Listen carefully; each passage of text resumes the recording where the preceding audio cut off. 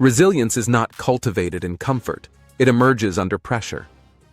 It embodies the body's capacity to handle stress, recover from trauma, and return even stronger. In the realm of military physiology, resilience is not an inherent quality, it's a learned response. Each soldier, athlete, and operator who faces adversity rewires their biology. The human body is not just built to withstand stress, but to evolve through it. When chaos ensues, your body activates a complex network called the stress response system, specifically the hypothalamic pituitary adrenal axis, or HPA axis. The brain secretes corticotropin-releasing hormone, CRH, initiating a cascade that inundates the bloodstream with cortisol and adrenaline. Heart rates surge, blood flow redirects to muscles, and glucose floods into cells. Your entire system gears up for battle. This acute stress should not be viewed as an enemy, rather it serves as a catalyst. The real danger surfaces when stress becomes chronic, preventing the system from resetting. That's why elite training emphasizes not only exposure to stress, but also recovery from it. Controlled stress followed by intentional recovery forms the basis of human adaptation. During training, muscles undergo microscopic tears. These tears send signals to the body, prompting rebuild efforts by adding new protein fibers, heightening density, and fortifying connective tissues. This principle also applies to the brain. Each mental challenge activates neural circuits that strengthen connections upon recovery, a process known as neuroplasticity. Stress may break you down, yet recovery allows you to rebuild stronger. In physiology, this idea is termed the general adaptation syndrome, originally identified by Hans Selye, comprising 3 distinct stages. The alarm phase, the body's initial response to stress. The resistance phase, adaptation and reinforcement. The exhaustion phase, where recovery becomes crucial to avoid breakdown.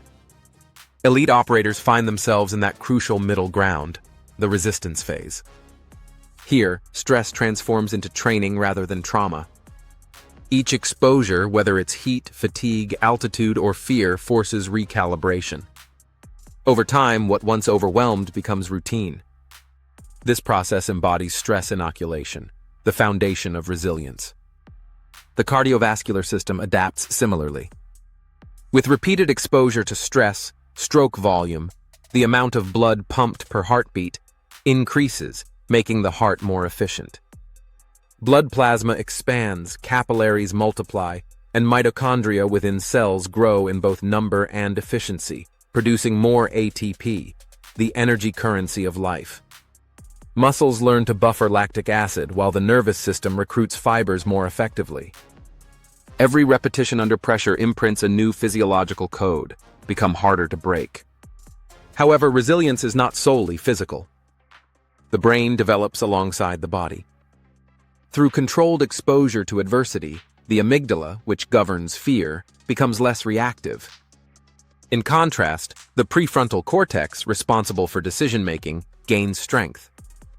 This neurological change allows operators to maintain clarity when others succumb to panic.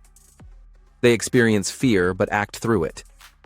Breath, heart rate, and thought synchronize, achieving coherence, a state where body and mind function as one. This isn't merely a mindset, it reflects measurable physiology. Heart rate variability, HRV, a resilience indicator, increases as the body adapts to shifting demands. A resilient person does not eliminate stress, they learn to manage its rhythm. Exposure acts as the teacher while recovery serves as the lesson.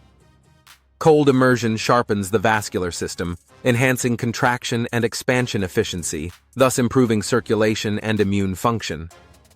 Heat acclimation boosts sweat rate, plasma volume, and thermoregulation.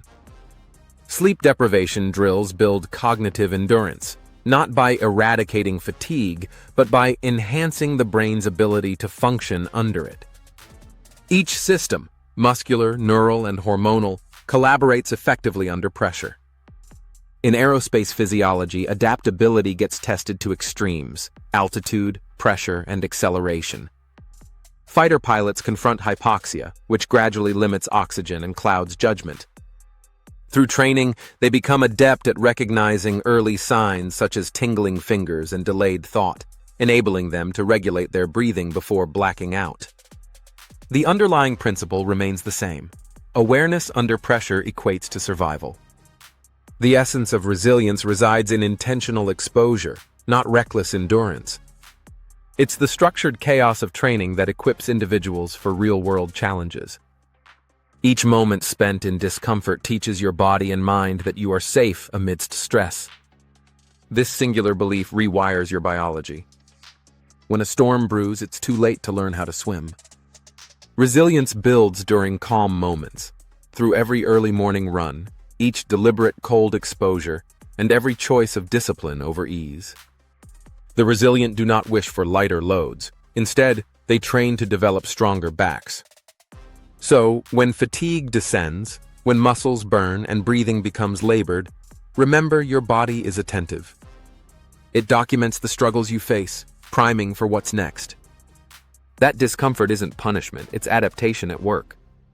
Genuine strength isn't about the absence of stress, it centers on mastering it.